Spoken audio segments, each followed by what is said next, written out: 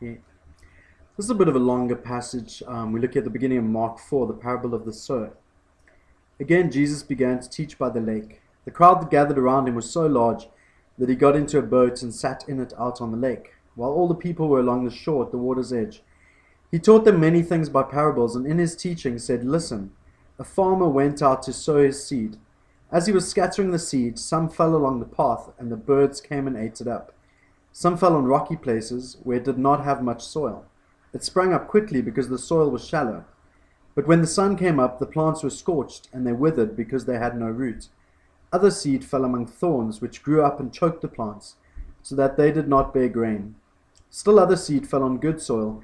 It came up, grew, and produced a crop, multiplying 30, 60, or even 100 times." Then Jesus said, "He who has ears to hear, let him hear." When he was alone, the 12 and the others around him asked him about the parables.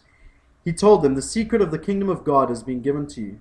But to those on the outside, everything is said in parables, so that they may be ever seeing but never perceiving, and ever hearing but never understanding, otherwise they might turn and be forgiven." Then Jesus said to them, "Don't you understand this parable? How then will you understand any parable? The farmer sows the word. Some people are like seed along the path where the word is sown. As soon as they hear it, Satan comes and takes away the word that was sown in them. Others, like seed sown on rocky places, hear the word, and at once receive it with joy, but since they have no root, they last only a short time. When trouble or persecution comes because of the word, they quickly fall away. Still others, like seed sown among thorns, hear the word, but the worries of this life, the deceitfulness of wealth, and the desires for other things come in and choke the word, making it unfruitful.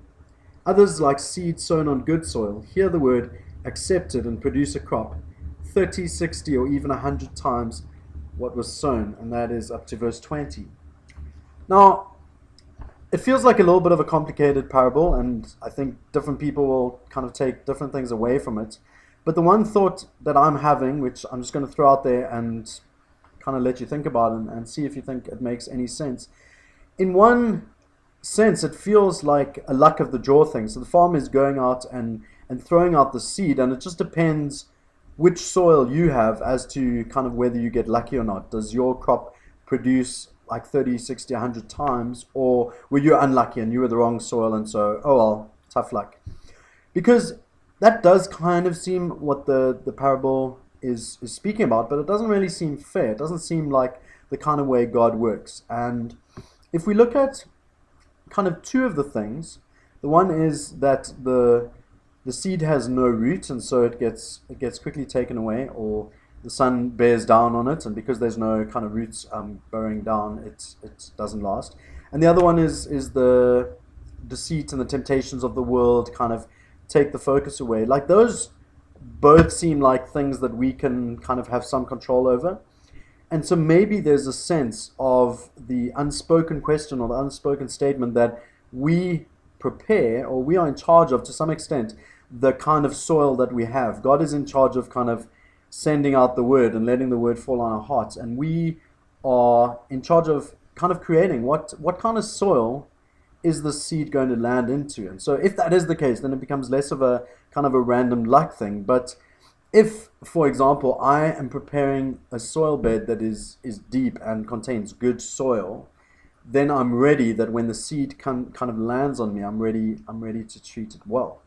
And I think that's kind of what we've got to look at. Let's see, the first one, as soon as they hear it, the devil comes and takes away the word that was sown in them. So there's a sense that they hear it, but they don't do anything with it. So there seems to be a sense of ownership in there. Like, they hear the word, but it's immediately snatched away. And maybe there's a sense of community there. If you've got friends that are hearing the word, are you going to be there, first of all, to water it and to kind of nourish the soil, to kind of connect them to church, get them reading the Bible, be support for them? Or is the devil going to beat you to it? Is he going to be the first one to them? And so maybe the first one speaks to community. Are we helping nurture soil that's going to help those people?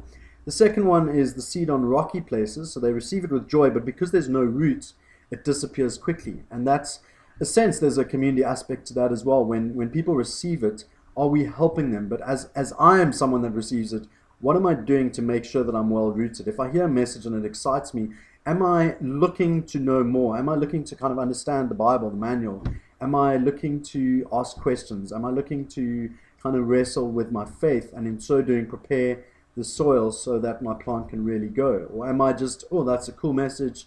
It feels good. I'm going to ride on the feedings, and then kind of nothing happens. So there's a sense of personal responsibility, but again, like community, what are we doing to make sure that our friends who are newly Christian, who are interested in this stuff, what are we making, or what are we doing to make sure that they get quickly rooted, that they understanding more, that they're learning more, that they've got support around them? I think that is an important thing. And then the third one, the seed sown among thorns, it's the worries of this life, the deceitfulness of wealth, and the desires for other things which choke the word, making it unfruitful. And that kind of links to the Bible as well, kind of understanding what does it mean to be a follower of God, because in that passage, it reminds me of when Peter gets out of the boat. Jesus calls him, he gets out of the boat, and he's walking on water. I mean, that's insane. He's like a man, and he's walking on water. It's ridiculous. But the moment he starts looking at the things around him, the water and the wind and the waves, he panics and he starts to sink, and Jesus has to save him. Now, while he kept his eyes on Jesus, he was walking and he was doing fine.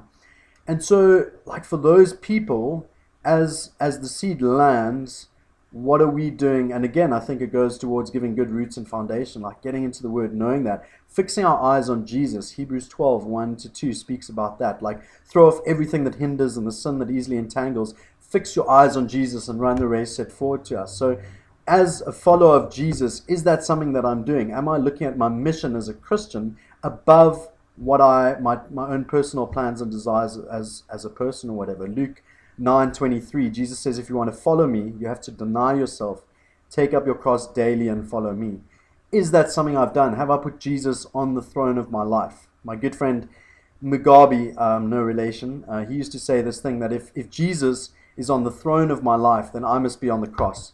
But the moment I put myself on the throne of my life, then it means that Jesus has once again been put on the cross. And so I need to make sure that Jesus is Lord of my life, that I'm living a life focused on him, because then I won't be focused on those other things, the worries and the temptations and all that kind of thing.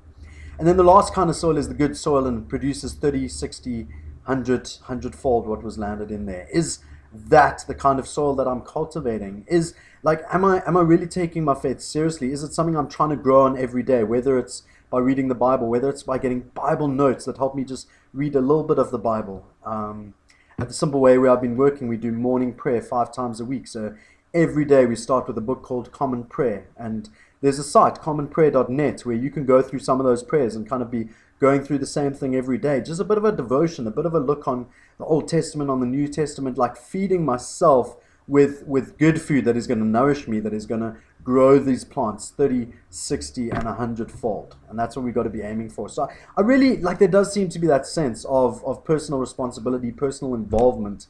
God is going to be sending out his word. How are we preparing ourselves to receive it on a daily basis? How are we looking after others who have received it or who are about to receive it?